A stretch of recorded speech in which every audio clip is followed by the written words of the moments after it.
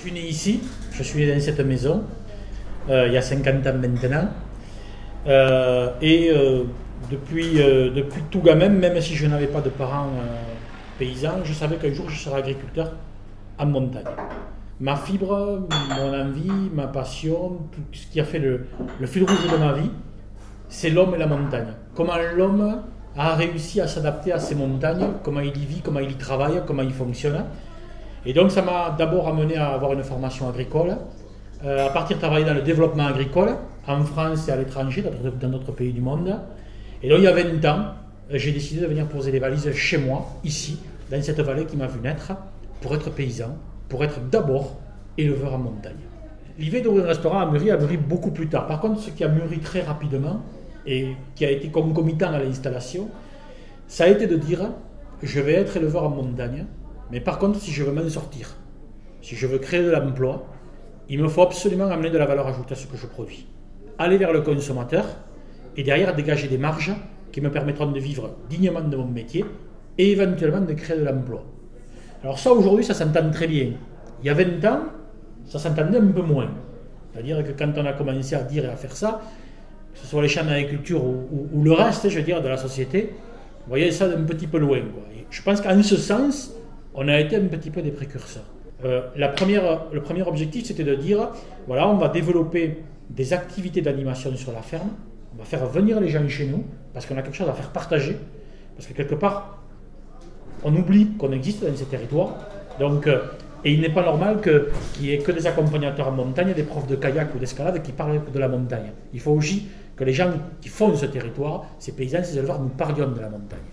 Et donc, j'ai proposé une activité qui s'appelle la promenade transhumance, où tout l'été, j'amène les gens qui éleveurs voir mon troupeau sur l'estive. À midi, les gens vont manger mes produits sur la montagne, ça je fais depuis 20 ans, restaurant de campagne, on installe en pleine montagne le repas, on me fait griller de la viande, tout ça.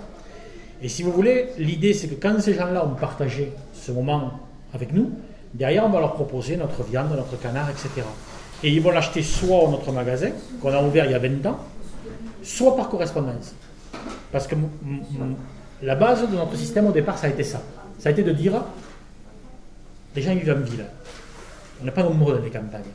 Et si on veut pouvoir développer de l'activité vente directe tout au long de l'année, il faut développer de la vente à distance, de la vente par correspondance.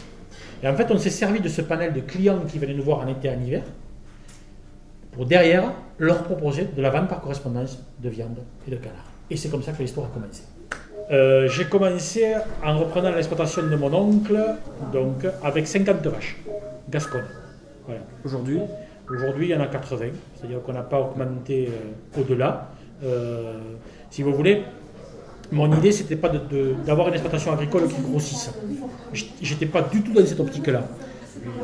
Par contre, quand à un moment donné, mon investissement et mon savoir-faire commercial ont fait que j'ai commencé à vendre plus que ce que je produisais, là, je me suis dit, qu'est-ce que tu fais? Tu grossis l'exploitation? Mais pourquoi faire? Pour aller où? Comment? La fameuse formule, je préfère avoir des voisins que des hectares. Et au lieu d'avoir des hectares et pas de voisins, je suis allé proposer à des collègues éleveurs qui m'entourent de bénéficier de mon savoir-faire commercial. Et aujourd'hui, quand les gens achètent de ma viande en vente par correspondance, dans le restaurant, on va y venir, ou ailleurs, ils achètent de la viande de mon élevage, mais aussi de 5 autres éleveurs qui m'entourent. Voyez.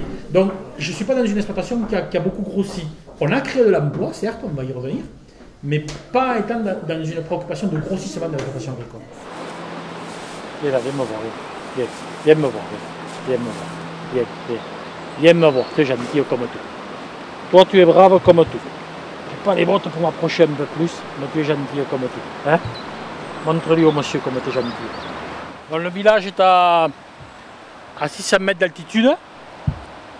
En fait, ce qui est intéressant, au niveau de l'utilisation du territoire, dans nos montagnes, et qui est un schéma qu'on retrouve dans toutes les montagnes du monde, c'est qu'on peut distinguer 3 zones.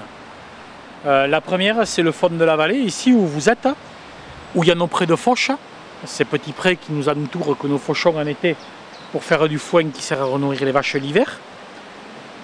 Donc, dans cette vallée également, dans ce fond de vallée, il y a nos bâtiments agricoles, où les vaches passent l'hiver, première zone. Deuxième zone, c'est ce qu'on appelle la zone intermédiaire, ou la pré-estive, entre 900 mètres et 1400 mètres d'altitude, Ce sont des zones de terrasse où avant nos anciens faisaient du blé, du maïs, des pommes de terre. Et aujourd'hui nous packageons ces zones avec nos vaches et nos brebis au printemps et à l'automne, avant transhumance et après transhumance.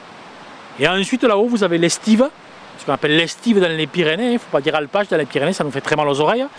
L'estive qui est le territoire collectif qui appartient aux communes, où nous avons ces fameux droits d'usage, sur lesquels nous sommes très sourcilleux, très jaloux, hein. Là on est en plein dans notre culture, qui disent que si vous passez l'hiver sur une commune donnée, ça vous donne le droit, en été, d'aller transhumer sur les communaux de cette commune, gratuitement mais collectivement. Ça veut donc dire que début du mois de juin, nous allons réunir les 350 vaches du village, les 2500 brebis, leurs veaux, leurs agneaux, et nous allons, comme on dit nous, amontagner, transhumer, partir avec nos bêtes sur l'estive, entre 1500 et 2500, 2600 mètres d'altitude, où là-haut va rester un berger et un vacher, salariés, par la collectivité des éleveurs. Aujourd'hui, on est 12 personnes à travailler. Il y a qu'entre mes associés, parce que j'ai associé du monde. Il y a Dominique qui vient de Bretagne, Thierry qui vient de Tours, Marie-Claude qui vient de Lille, etc. Au-delà de moi, ma personne, j'ai des associés et j'ai des salariés. À un CDI, ce n'est pas des emplois délocalisables, ça, c'est des vrais emplois. On est 12 aujourd'hui à travailler. Et quand on fait le tour entre la ferme, boutique, restaurant, etc., c'est 12 emplois temps plein. Je ne vous compte pas les saisonniers d'été, etc., les jeunes que j'emploie. C'est 12 emplois et c'est pas rien.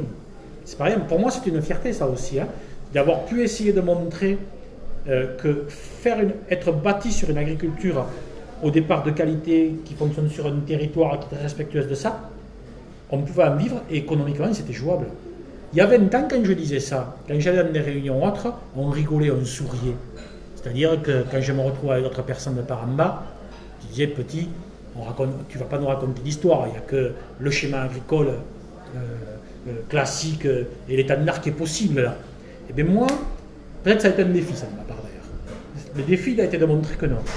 Que nos schémas agricoles aujourd'hui, ici, il y a aussi une assise économique possible. On n'est pas que dans le militantisme, on n'est pas que dans une approche écolo, on n'est pas que dans une approche territoriale, on est aussi dans une approche économique. Et que cette agriculture-là, elle est rentable et elle permet de créer de l'emploi. Et ce volet-là, pour moi, est essentiel. La totalité de mon élevage, aujourd'hui, est consacrée à la vente directe et au restaurant. La totalité. Ça veut dire qu'il me manque, je vous l'ai dit. Donc là, j'ai 5 éleveurs autour de moi, dans la vallée, qui, moyennant un cahier des charges, également commercialisent leurs bêtes avec nous. Et quand les gens mangent de la viande d'ici, c'est un de ces élevages, eux ou moi, et voilà, ou qui les gens achètent de la viande au magasin, ou qu'ils les vendent en vente directe. Donc, en ce qui me concerne, c'est la totalité de ce que je produis qui est commercialisé à travers nos outils. Une bonne alimentation, c'est se faire plaisir, déjà, avec des produits frais, diversifiés, et avec une écoute individuelle de ce qui se passe autour de moi. L'alimentation juste, c'est en lien avec ce que je parlais, la notion de local, c'est-à-dire l'alimentation juste, c'est que à travers ce que je mange, j'ai cette action de consommateur qui me permet de savoir où je vais mettre mon argent. Et mon argent, encore une fois, c'est important de savoir à qui il sert et pourquoi. Une alimentation propre, derrière, c'est basé sur un élevage ou sur des paysans quand même, qui doivent rentrer dans cette conscience qu'il ne faut pas faire n'importe quoi, que les produits de l'agrochimie. Je dis pas que, pareil, je ne suis pas jusqu'au boutique, je ne dis pas qu'il faut tout enlever. Mais au lieu de déparasiter bêtement 80 vaches, là, leur foutre une piqûre dans le cul, non, se dire, bon, celle-là, il y en a 10, il y en a 95% qui vont toujours bien. Pourquoi aller faire des traitements chimiques, voilà, être plus près de ces animaux, se dire, bon, celui-là, manifestement, il ne va pas bien, là, il faut que je fasse quelque chose. Mais le reste, ça va. Qu'on soit quand même des utilisateurs extrêmement modérés de tous ces produits-là. Voilà. Tu es belle, tu es gentille, tu as toutes les qualités de la terre. Hein, c'est une bonne vache. Voilà. Et qui vient de ressaillir. Ce week-end, elle était en chaleur.